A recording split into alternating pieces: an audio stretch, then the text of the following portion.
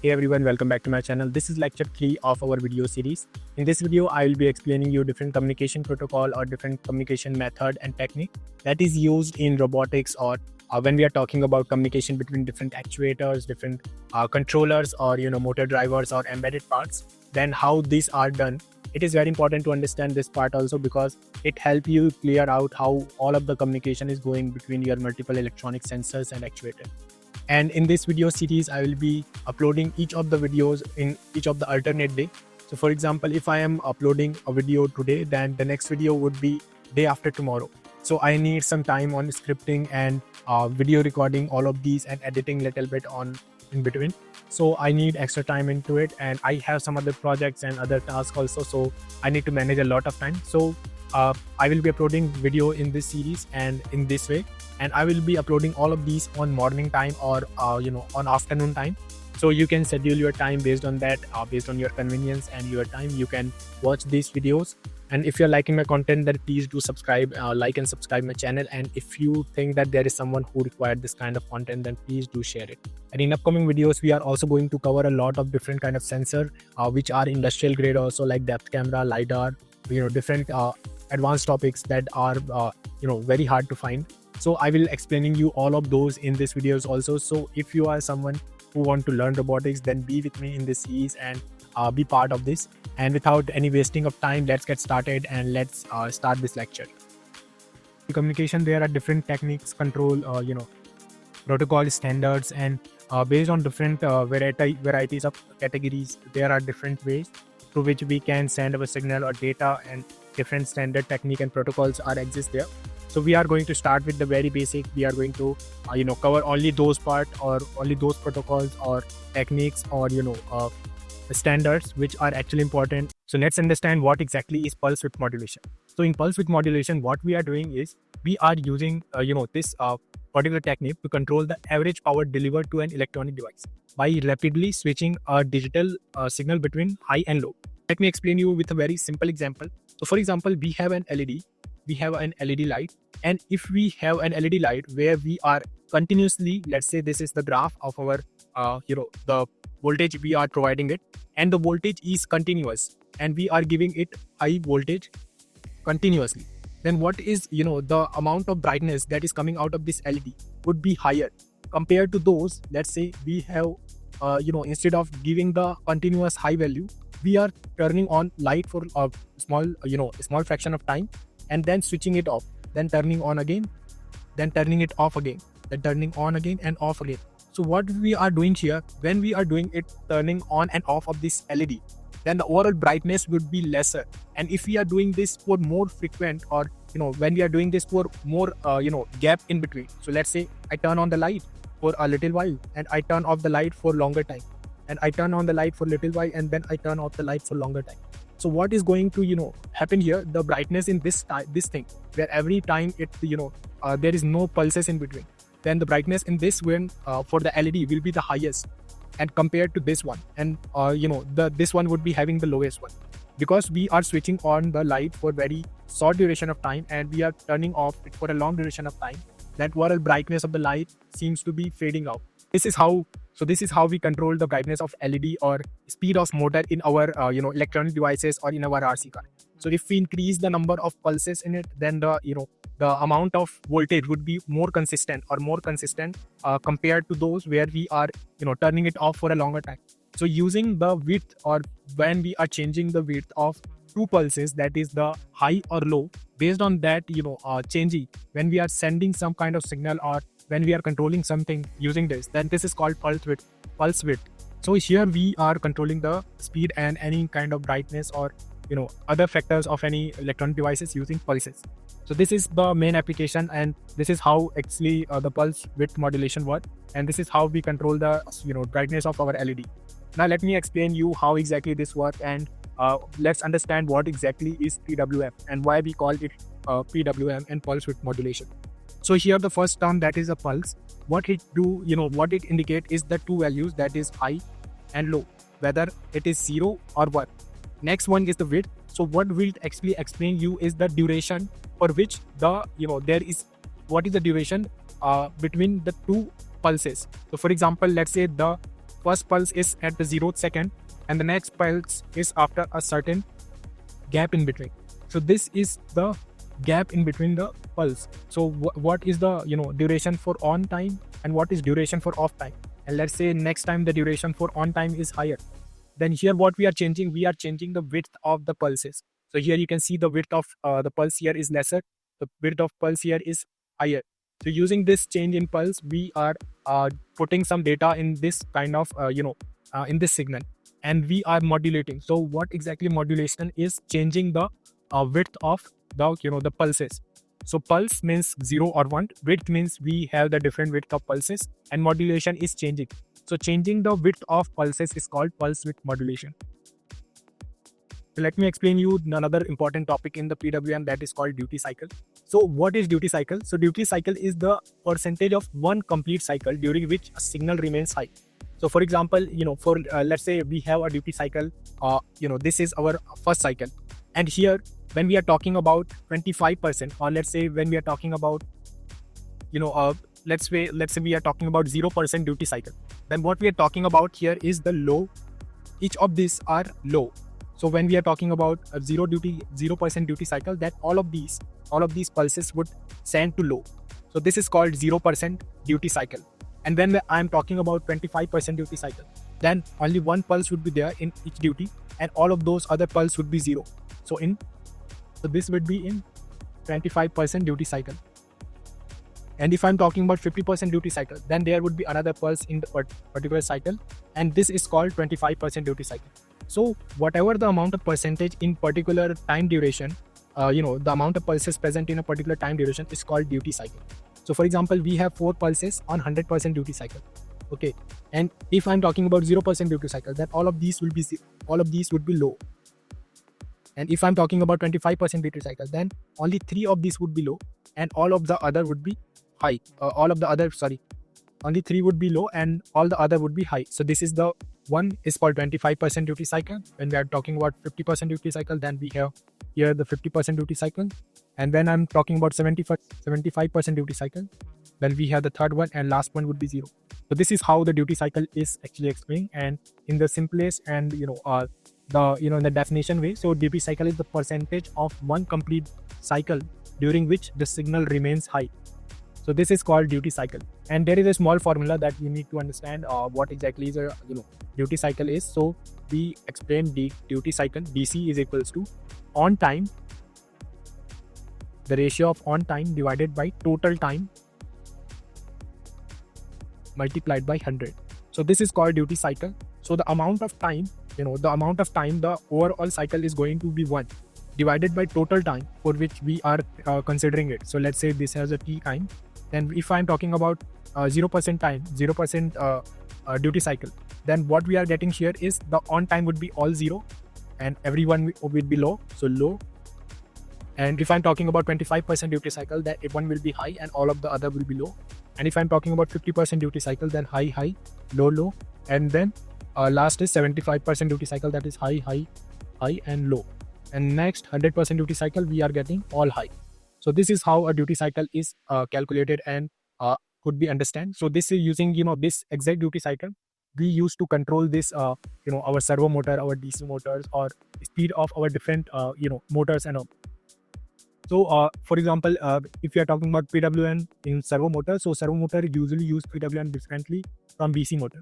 So here what we are doing in servo motor, instead of changing the speed, the pulse width determines the shaft position.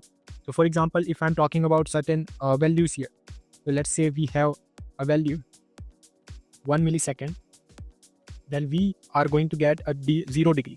So our shaft would be at 0. And if I'm talking about, so let's say we have our servo motor here, which is an RC servo motor, and most probably you have seen this servo motor a lot of time, and if you are someone who build things around, then you may probably know this. So what we are doing here, we are controlling the position of the shaft here. So if I have a 1 millisecond of pulse here, then we are going to approximately 0 degree. And if I have 1.5 millisecond of pulse, this resolution varies based on different motors and different manufacturers. So this is not exact value, but it is close to this. And if I'm talking about 1.5 millisecond, then the value would be 90 degree.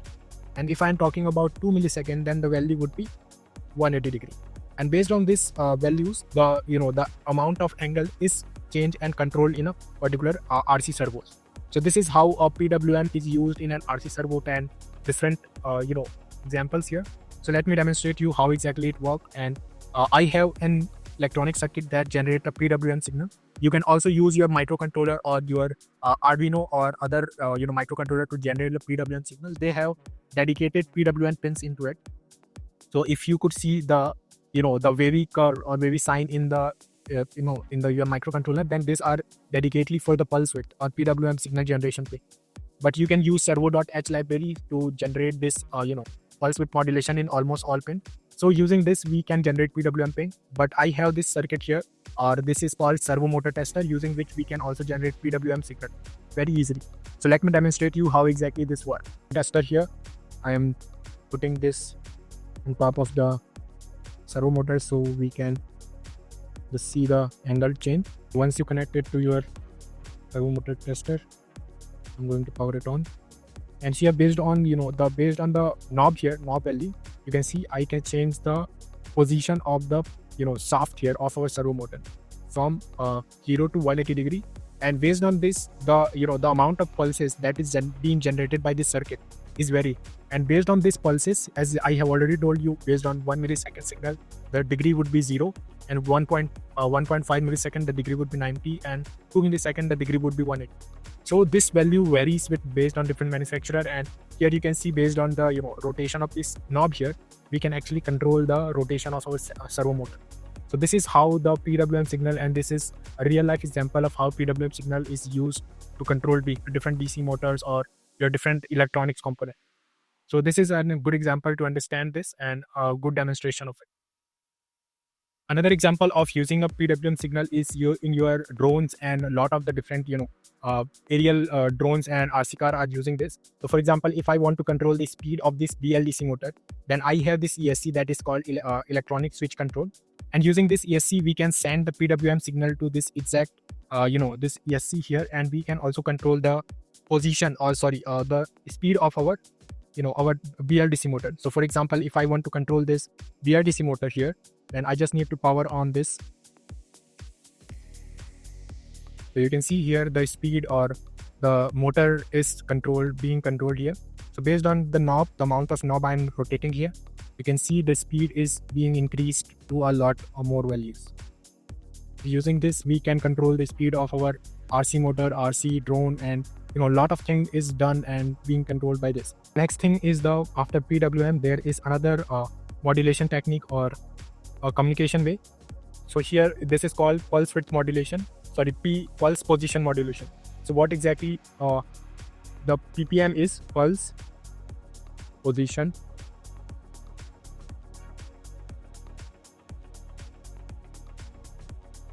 So this is the full form of PPM, that is pulse position modulation. So we have seen in PWM signal, if I'm talking about PWM signal, we know that the pulses, the width of the pulses is varied over the signal. So for example, this is the first width of our first pulse, then the width of this pulse is changed and vary. So this is called pulse width modulation. But when we are talking about pulse position modulation, then based on the name, you can guess it. So we have the pulse that is either high or either low, that is 0 or 1. And position, what we are doing here is, instead of changing the position width here, or instead of changing the width, unlike your PWM, we are changing the position of our pulses here, and we are changing using modulation. So modulation is called change. So here we are changing the position of our pulses. So this is called pulse position modulation, and this is very powerful way using which we can send data to multiple channel. Instead of sending a signal to a single channel, if we can have a single wire going through, and using that we can control multiple different channels at the same time. So this is pulse position modulation is very powerful, and these are mostly used in, if you have seen and if you have own an RC controller like this one. So in your Fly Sky transmitter receiver, I have this one, and here we also got the pulse PPM option into it. So we have our PPM whether we want our receiver which is our receiver where we control our different DC motor and our RC controller or different BLDC motors and all to this RC receiver, and we are using PPM and PWM exact signal into controlling this different things around. So for example, right now the receiver PPM output is off. We are not using that. So here you can see on top of it, we have the PPM channel here. And using this same channel, we can control, good number of, we can send the signal on from this single channel only. So what a PPM signal is doing in this one is, for example, we are building an RC plane in which there is needed to be different part. So for example, there are, let's say, 4 different channels. So channel 1, channel 2, channel 3, channel 4, and let's say channel 5 is there. And we have different, functionality of each of these channels. So let's say first one is controlling the roll of our plane. Next is controlling the pitch of our plane. And next one is controlling the, yaw of our plane. And based on this, all other, channels are performing different tasks. And we want to control a different servo for each of these tasks or different motor for each of these tasks. So let's say this one goes to servo 1. This one goes to servo 2. So using this, what we can do is we can control different of these part using single channel or using single, single channel or using single signal. So I can send all this data about the roll value, about the pitch value, about the yaw value through a single, single signal and distribute all of those data in different channels. So I have the pulse, pulse PPM data here. In this PPM data, we can send this amount of signal to different channels. So this is what and PPM is very useful at. So if you can see in the RC receiver here on top, we got the PPM, channel on top of it, using which we can actually, send this amount of different data using single, channel or using single way. So using this, we can do this, and there are a lot of different application is also there in in PPM. So we can do a lot of this. So this is a very good example and the practical example of it, and we can use our transmitter receiver and our fly sky using to utilize this pulse position modulation. So in your RC receiver or RC transmitter or this kind of system, we basically are getting the data from your transmitter. Let's say we have a transmitter at particular distance, and we are getting this data in a PPM format. And this PPM format is taken and received by your RX and then converted into different channel or the different PWM. Let's say PWM channel 1 and PWM channel 2, PWM channel 3. So this is how exactly your RC receiver and RC transmitter is utilizing both of these. So PWM and your PPM and PWM. So this is how exactly your the RC receiver and RC transmitter works. So if I have the fly sky RC receiver, then it is getting all this data, or is it transmitting all this data to your receiver, which is taking this data or this PWM data into it, and it will be distributing all those signal or all this channel data into multiple pin of it. So you can see there are multiple channels or multiple pins into it. So this is how the PWM data is extracted and sent to different channels into your receiver. So this is exactly how the overall PPM and PWM is utilized in your RC receiver and RC transmitter.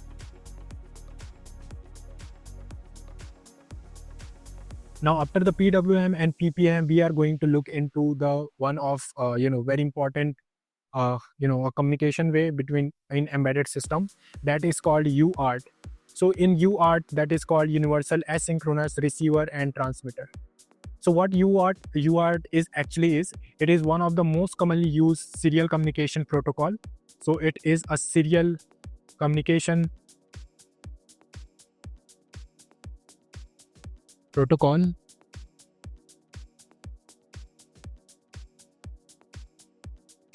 that is used in electronics, your embedded system, and lot of time in robotics. And it allows, what it actually do is, it allows two devices to exchange data 1 bit at a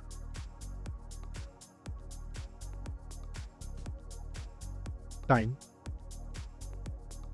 So this is the basic definition of an UART. So what it actually do is, It is a serial communication protocol used in your electronic devices, and it allows two devices to exchange data 1 bit at a time using two wires. So this is important part, using two wires. So it is utilizing two wires way. And here, in simple word, if you want to understand, UART is like a direct one-to-one conversation between two electronic devices, where both devices agree beforehand on how fast they will speak. So for example, we have two people here. Let's say we have a person, one Rahul, and let's say we have another person that is called Rita.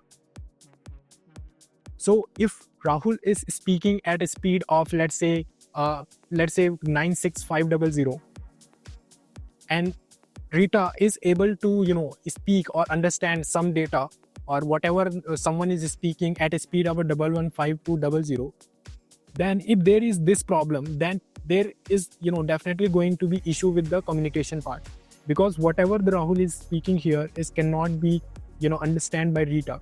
So they need to be send this data to share this data with each other, that what is the exact speed they are going to talk in.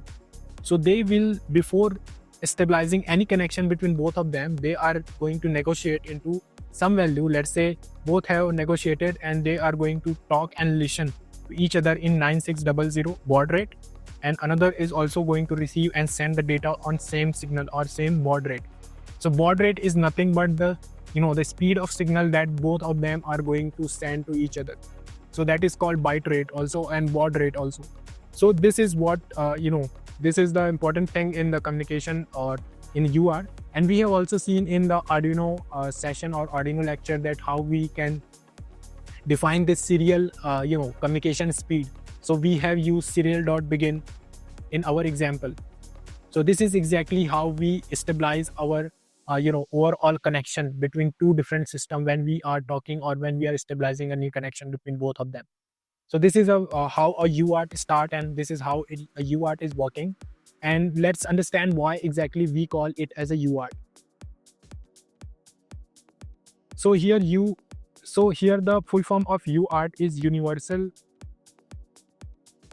Asynchronous Receiver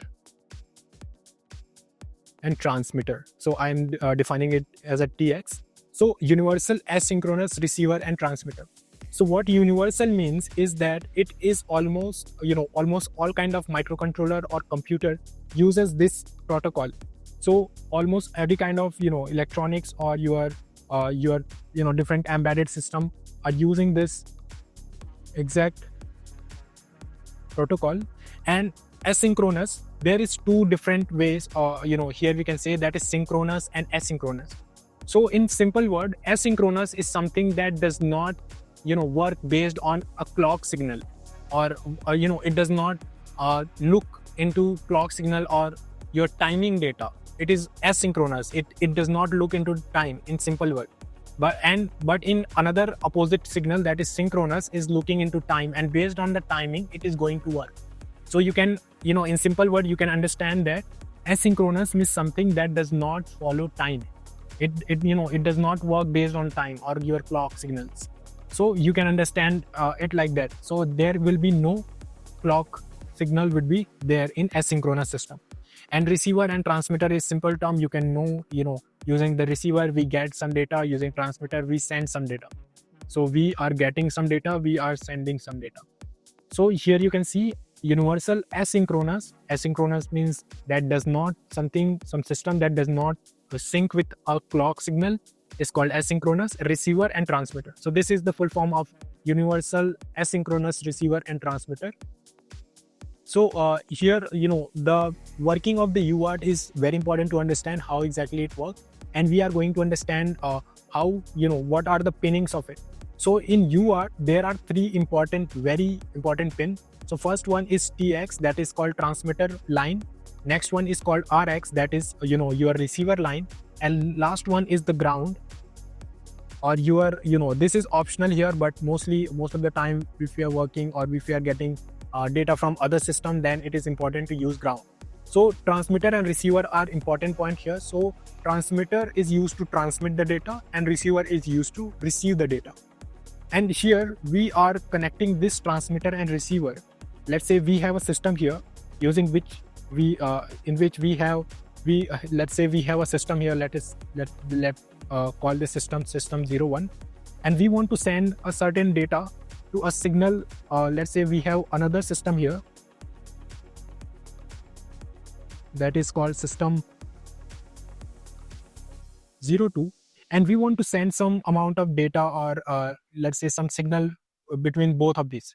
And let's add another wire that is for VCC or our voltage wire, and we want to send some signal to from system 1 to system 2. So what we are going to do is, in system 1 we are going to connect TX to the system 2 RX pin. This is very important to understand that TX pin is going to RX pin, not the TX pin again. So transmitter, which means that this system is going to transmit whatever the signal from its transmitter end, and all the signal will be received by system 2 using the receiver end. And here once the system 1 is able to send the signal from transmitter, and it can also receive signal from our system 2 using RX, and our system 2 is going to send the signal to system 1 using TX. So these are some just opposite configuration that we are going to use, and we will see this a lot when we are talking about our microcontroller like Arduino. So in Arduino, if you are able to see in the end of it, and at the end of the point here, you can see the RX and the TX pin. So using this, we can also send send signal to different or other microcontrollers around. So using this, we can send the RX and TX data to other microcontroller that is connected to it.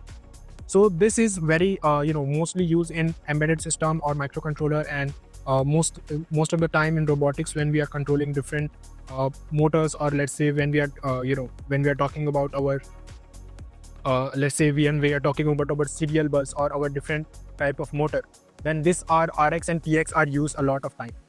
So this is how a UART work, and this would be our ground. Ground should be always being connected and set up. So this is how the overall communication system in a UART is going to work here. To understand another fact, that is the duplex. So what exactly is a duplex is there is two different concepts, that is half duplex and full duplex.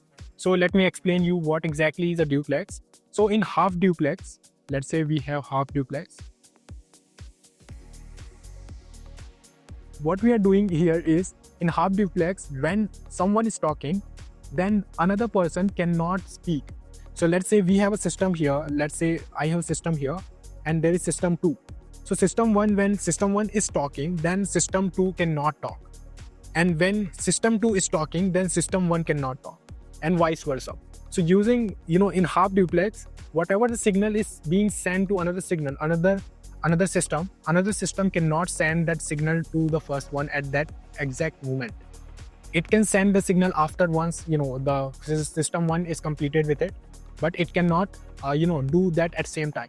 So this is called half duplex, where we can send our data only forward. We cannot get the data on the backward simultaneously at the same time. So we cannot get the data at the same time. So but in UART, when we are talking about UART, it is called full duplex. What it exactly means is that when we are talking about something with our second system, at the same time we can also send data or some information or some feedback back to our system 1 with which we are talking. So this is something that we can do on UART. So it is bidirectional. We can send data to system 2 at same time, and we can receive the data from system 2 to system 1 at same time. So this is called half duplex and full duplex. In half duplex, when we are talking, another one cannot talk, and in full duplex, when we are talking, another one can talk at the same time. So this is called half duplex and full duplex. There are multiple other communication protocol that is used in embedded system that uses half duplex and full duplex. So this is how duplex and the uses of duplex is here. So let me explain you more about this, and let me share you how exactly the data is sent in this. So let's say we have two systems here. Let's say we have a system 1 and we have another system 2. here we are going with, for example, if we want to send, let's say we have a bit rate or our bit data or our digital data, let's say 01001011100. So if I want to send this data from system 1 to system 2, and I have made the connection here, so PX going to connect with the RX, RX is going to connect with the PX, and the ground is there, stabilized perfectly. And if I want to send in this system, if I want to send this exact data from system 1 to system 2, I cannot send all of these data at the same time. What I'm going to do is, first I will send 0, then after some time I will send 1, then after some time I will send 0, 0, 1, 0, 1, 1, 0, 0. So I cannot send all of these data at the same time. What I'm going to do is, I'm going to send each of these data one by one or in serial way. So this is called a serial communication way, I could say. So we will send everything in a serial, and all of these data would be sent at a certain speed, which I have already told you about the speed.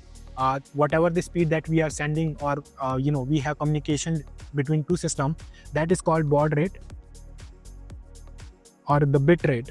So whatever the speed of bit that we are sending from one system to another system, and whatever the speed that is we are doing at that time, is called baud rate. And there are multiple baud rate, and most common one is 9600, mostly used in our Arduinos, and let's say another one is 911500. So this is another famous baud rate. So these two are mostly used. There are a number of baud rate you can find in Arduino IDE. If you go to the serial monitor, we have already demonstrated it, how you can change the baud rate of an microcontroller in your Arduino Unos or other microcontroller in our previous lecture. You can just go there and check out that example, and you can understand it very perfectly if you just watch those parts in our previous lecture. So this is how an UART system works in your any kind of embedded system or your electronic system. So next part after UART, one very important another communication protocol that we are going to understand here. So the another important protocol that is very important in electronics part, that is called I2C, or we also call it I2C. I2C is that I2C is like a classroom where one teacher, let's say your master, can talk to multiple student 1, student 2, student 3, student 4. So your master or your teacher can talk to multiple students, and these are slaves, and this is the master which can manipulate each of the slave, or it can send all the data, different data to each of the slave.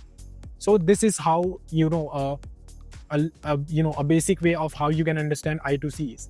So I2C is a like classroom where one teacher, master, can talk to many students that are slaves here, and each student has a unique roll number that is called address. So let's say we have a 0x32, 0x64, 0x. This is not a usual way to put a roll number into, but this is exactly how we are assigning different address to our different electronic component or sensors or display or OLED displays. So 75, 72, 0x, let's say we have 38.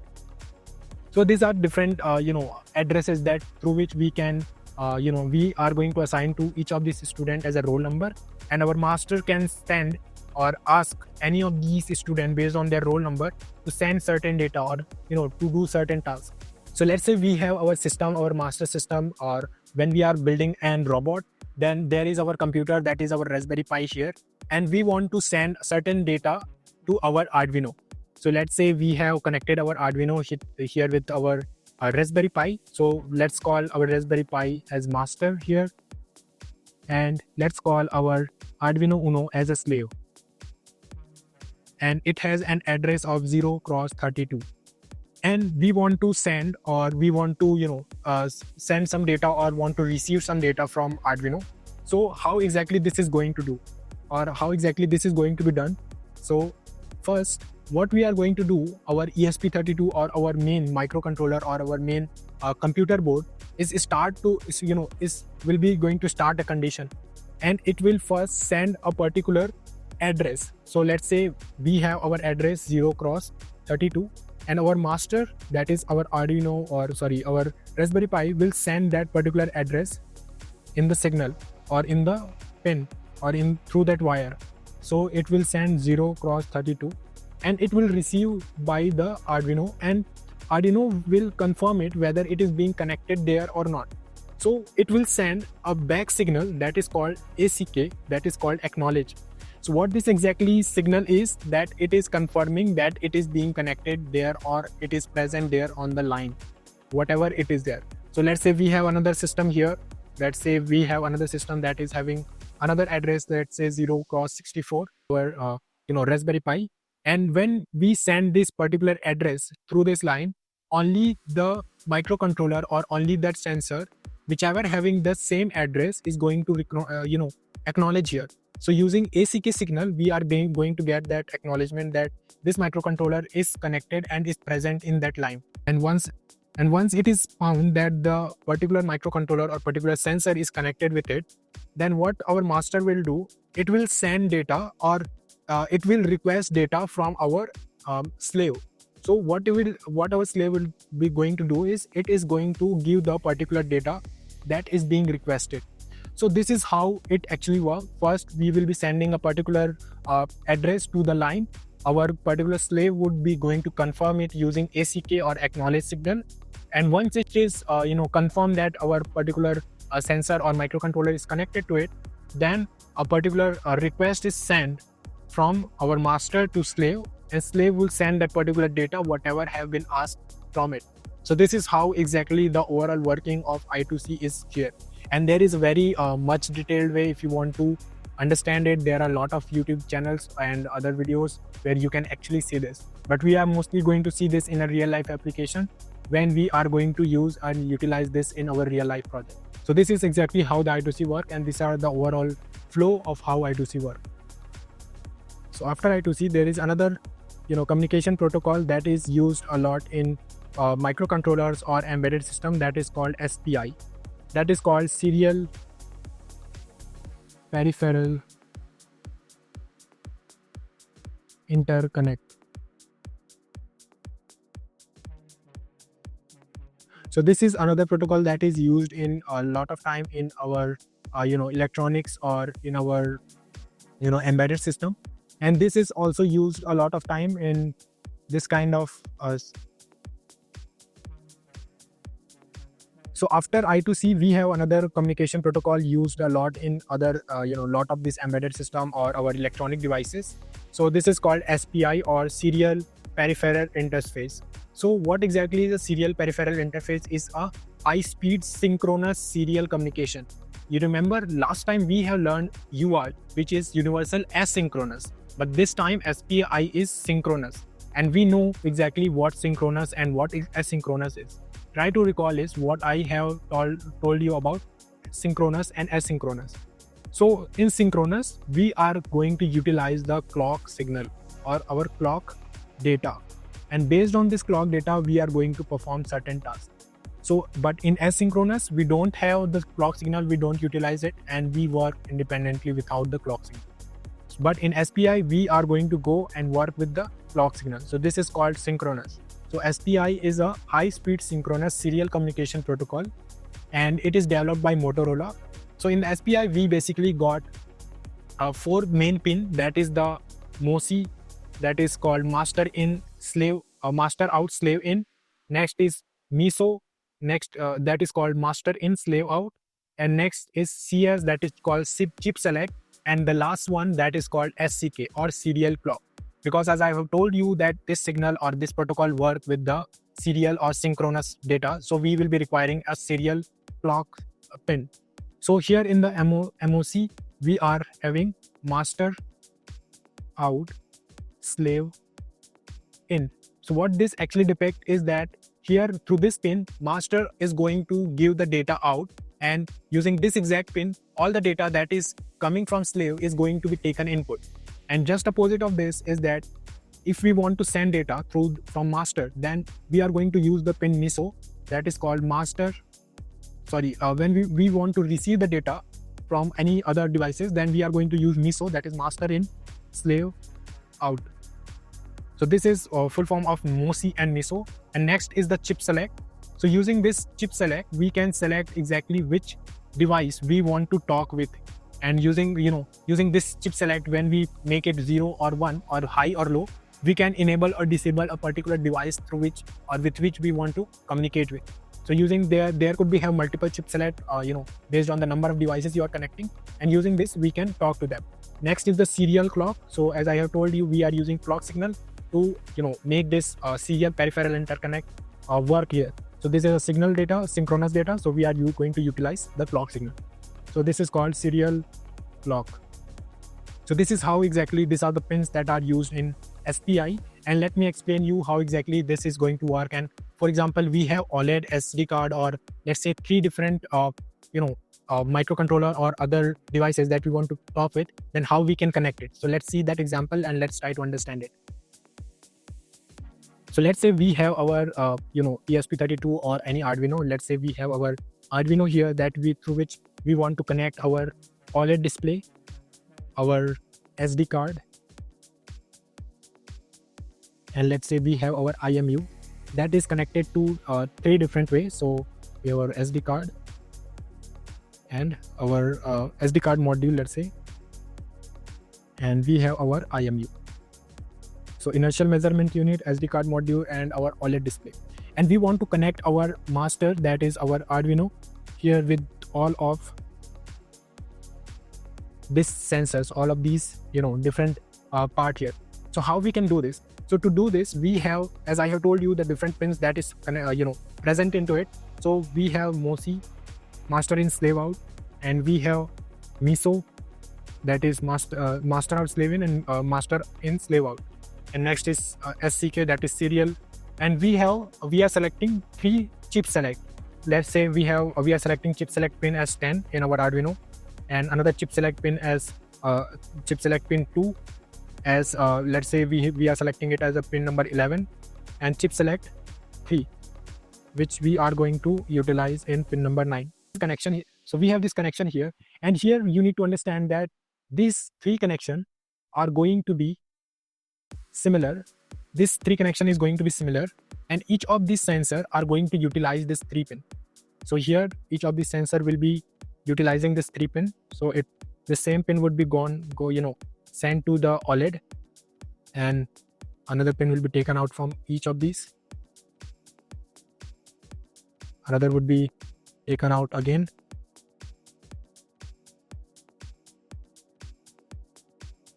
So here you can see the same MOSI, MISO, and SCK are utilized for 3 of them, but the only difference is the chip select.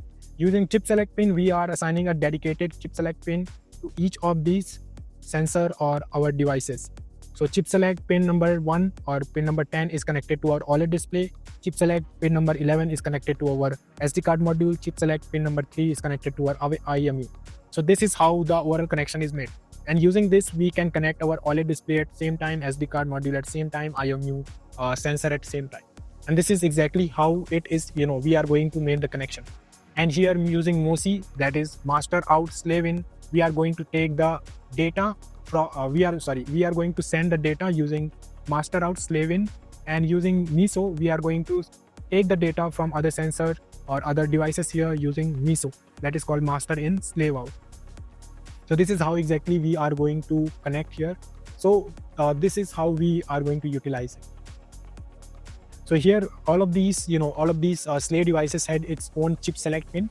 When the master wants to communicate with a specific slave, then it is going to pull that particular slave SCK pin low. So here if we want to communicate with the OLED display, then we are going to make this particular pin low. So if we want to communicate with OLED, then we are going to make it 0, and we are going to make it 1, other pin 1. So 0, 1, 1. Now this time the OLED would be active. But when we want to talk with the SD card, let's say we want to talk with the SD card, then we will make it low, and we will make other high. So this is how exactly we communicate with each other. So when we make it low, which means active, so low means active, and high means off.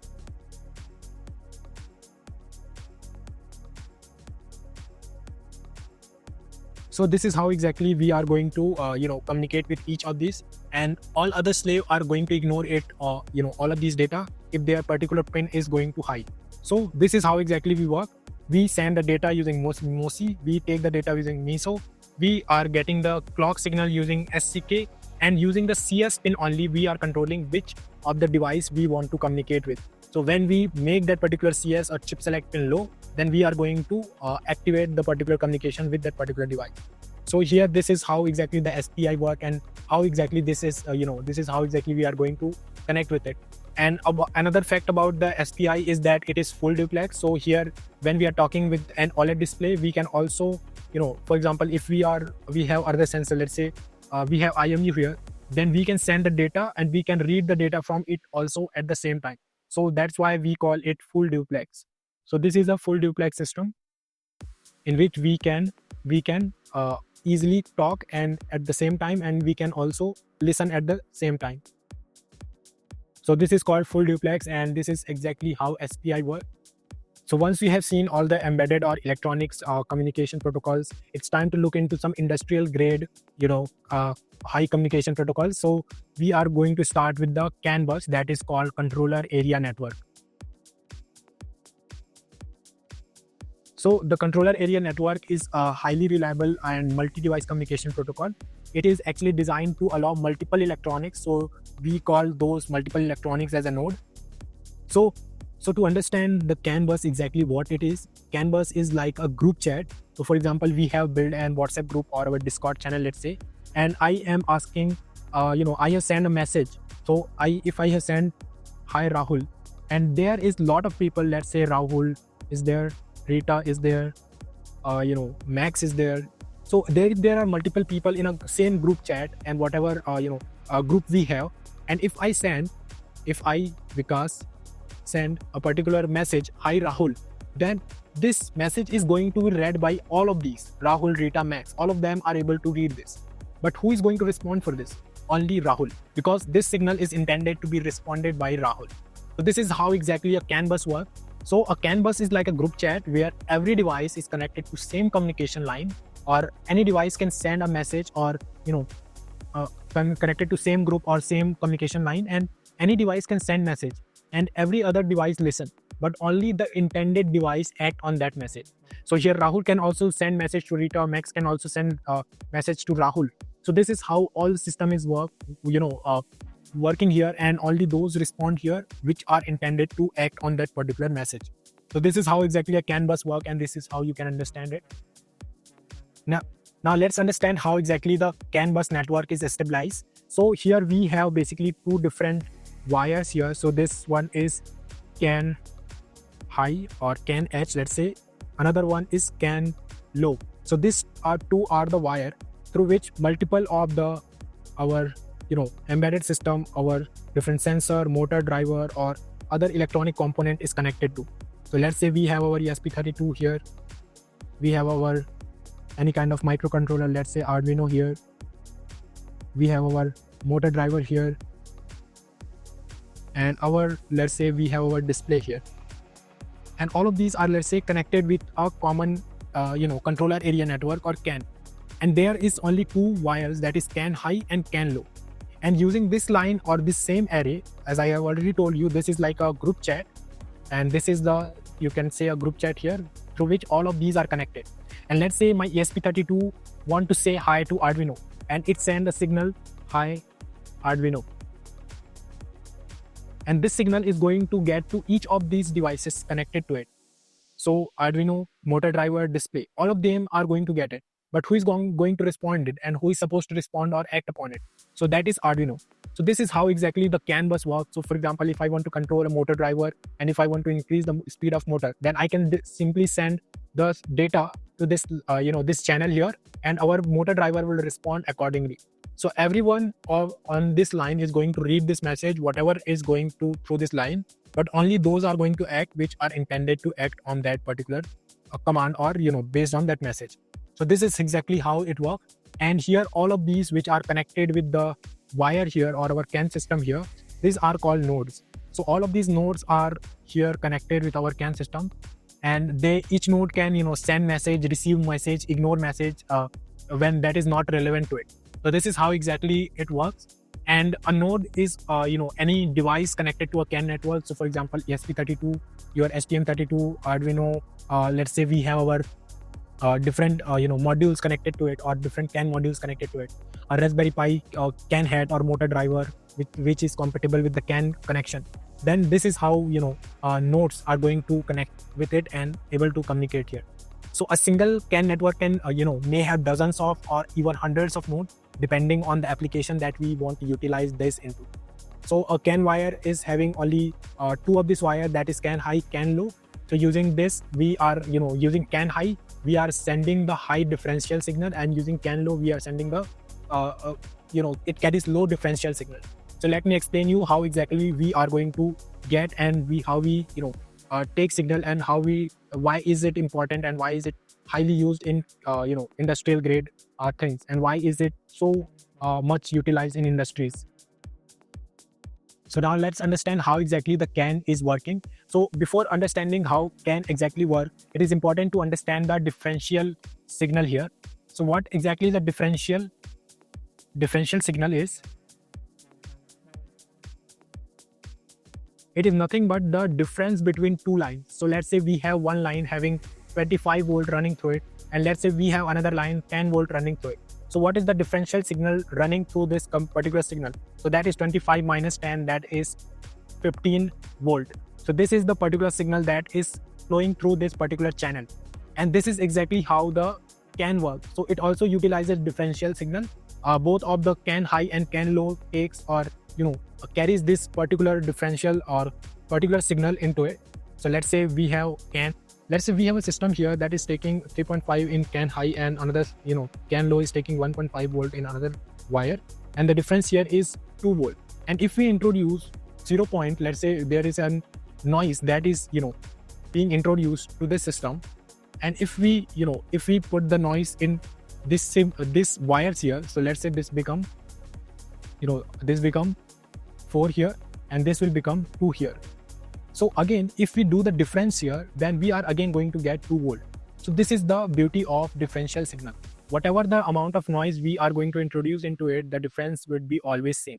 So this is how we can suppress the noises. So the voltage changes, here the voltage change, but the difference remains the same. So the message is still received correctly.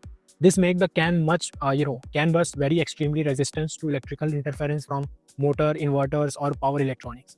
Your normal communication protocol like UART or I2C, CAN bus does not communicate using device address. Instead, it communicates using message ID.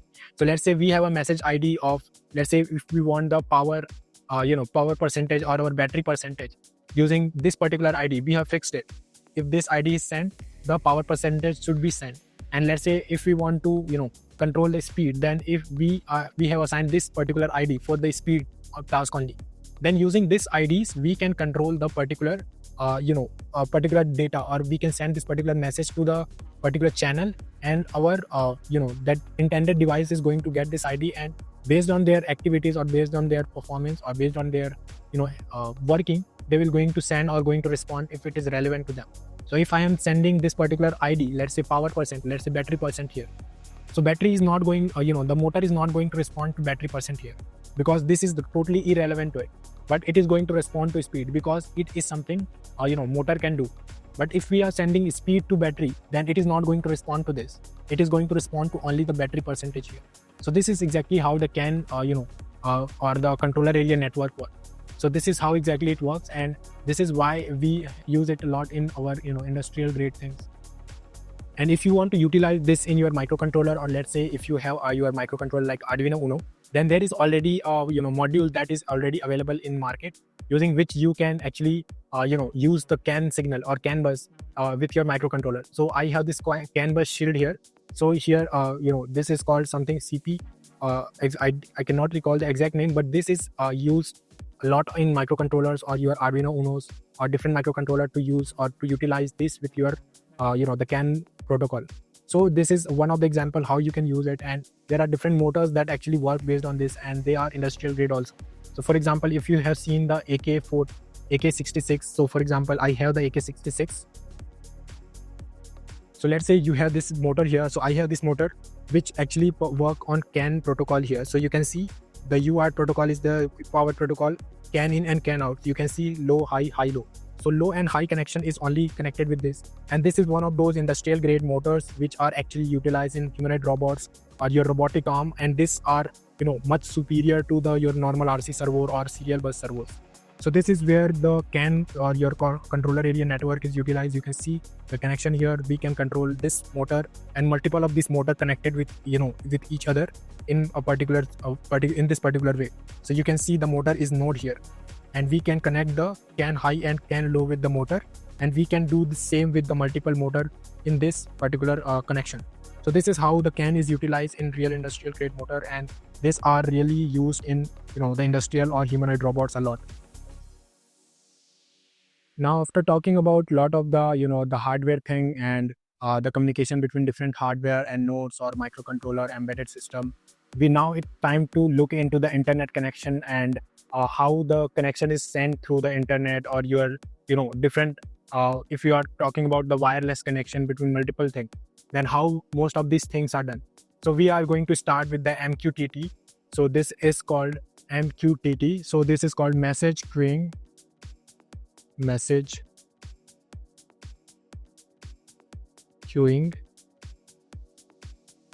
telemetry transport. So MQTT is I could say MQTT is a light so here MQTT is, so what exactly is MQTT is it is a lightweight messaging communication protocol designed for devices that need to exchange data over network with low bandwidth, high latency, or unreliable, in those conditions where, let's say, we have unreliable internet connection. So what it actually do is, it is a lightweight. First thing is the lightweight.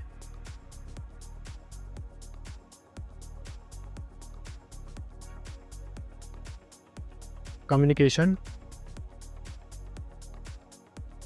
protocol. And using this exact way, we are also going to use our Arduino or our ESP32 to send data on our website, or in order to send some motor data. Let's say if you want to send some brightness value to our LEDs, or any remote microcontroller, then we can utilize the MQTT over there. So it is a lightweight communication protocol that is used, or that is designed for devices that that is needed to exchange data over a network where there is low bandwidth and unreliable internet. So in those conditions, we are going to utilize this particular protocol here. So this is why we use MQTT. These are mostly used in your IoT based project, your smart home based project.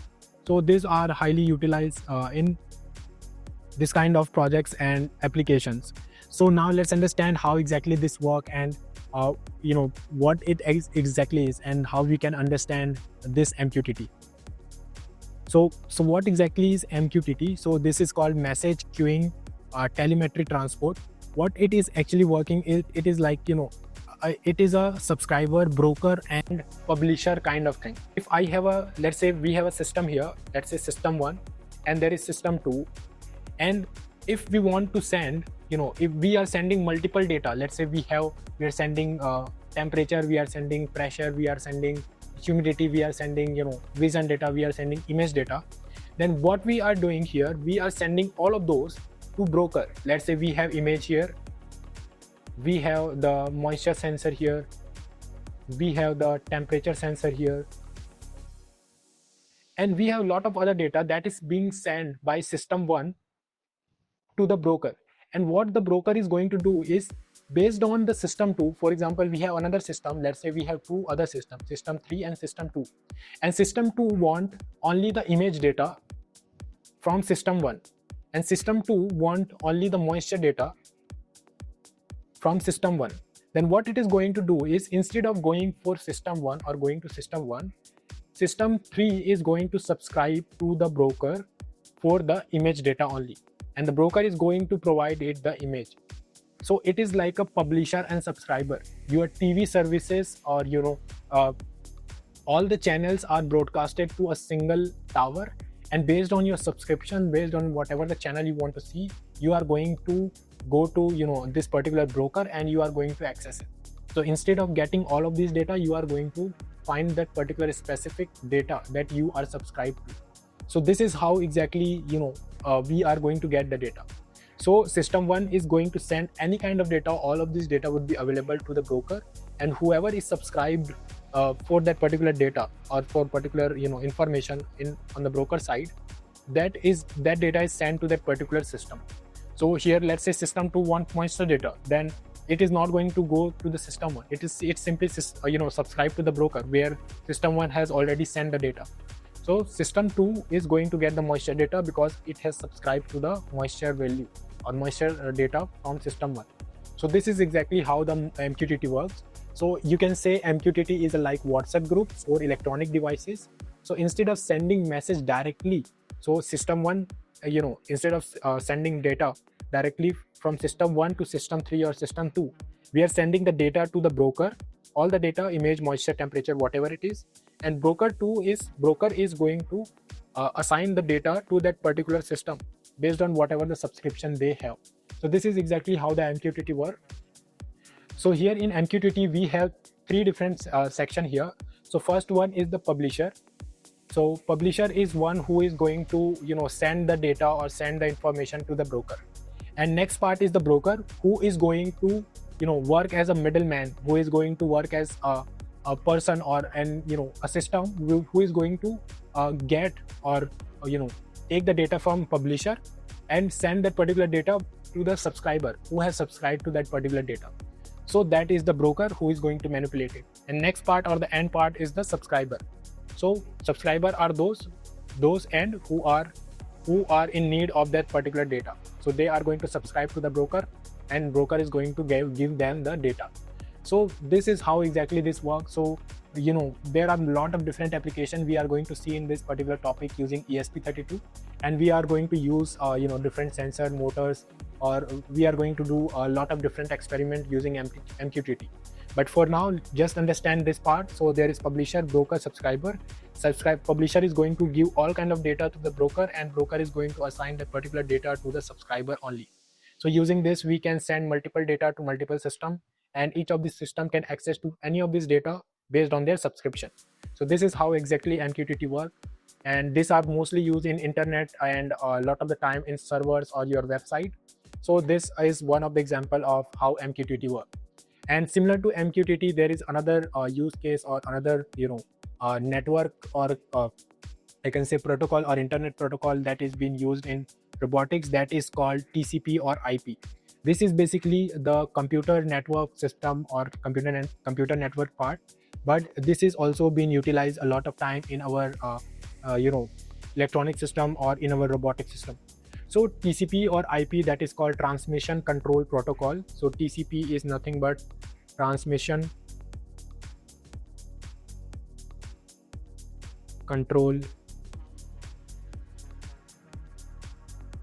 protocol.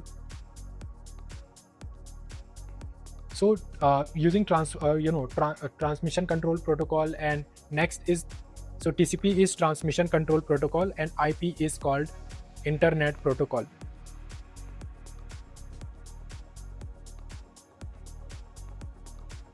So these two are here, and TCP IP or this TCP IP or transmission protocol or your internet protocol is the fundamental communication protocol suited for the internet. It is a you can call it as it is a collection of network protocol that enables computer, robots, smartphones, servers, embedded system to communicate with each other over a LAN, or that is called local area network. So using this, we can communicate, or multiple device can communicate using LAN, or that is called local area network. So this is how exactly the TCP and IP is used. So in simple word, if you want to understand what exactly it is, so you can think it as a global postal system where the internet or the IP is your address or your particular location, and TCP is the this ensure every package arrives safely or in a correct order. So this maintains order in any kind of signal. So IP is going to find the address of your home, and your order is the post office. So whatever the signal or whatever the message you are sending is going to go to post office, and post office is our TCP, and IP is our address, whatever the address it is. And using TCP or our post office, we are going to get the message in our perfect address where it is required. So you can understand using this way. So post office is the TCP, IP is your address, and message is whatever you want to send.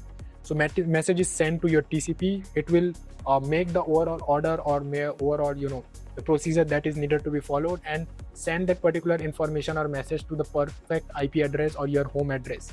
So this is exactly how it works, and this is exactly how you can understand the TCP and IP. We are going to use this a lot in our project, like ESP32 control, like wireless, message sending and other thing. So we are going to utilize here. So these are some of the application. These are some of the different ways and different methods. So these are some of the ways and different methods using which we can control our robots, or we can control our different systems around. So this is exactly how all the system, all the communication are done in robotics, and all of these applications are there.